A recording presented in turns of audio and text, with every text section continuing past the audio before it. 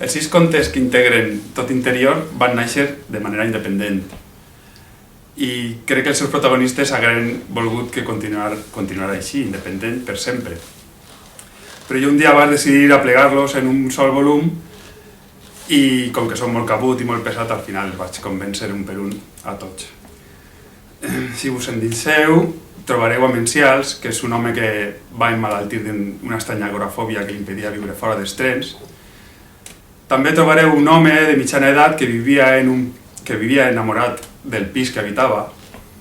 Trobareu un tècnic de manteniment que estava obligat a conviure en un virtuós del violí. I també trobareu un jove emancipat que un diumenge qualsevol se li va omplir la casa de familiars de primer grau.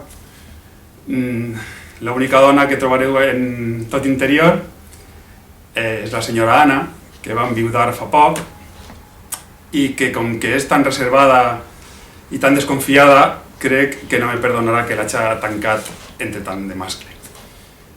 I de tots, el que crec que estarà més content de conviure en tots aquests personatges és el senyor Vicent, que és un fruiter que va estar molt de temps buscant un pis que no tinguera finestres que donaven al carrer i que per fi va aconseguir trobar el seu piset Tot Interior.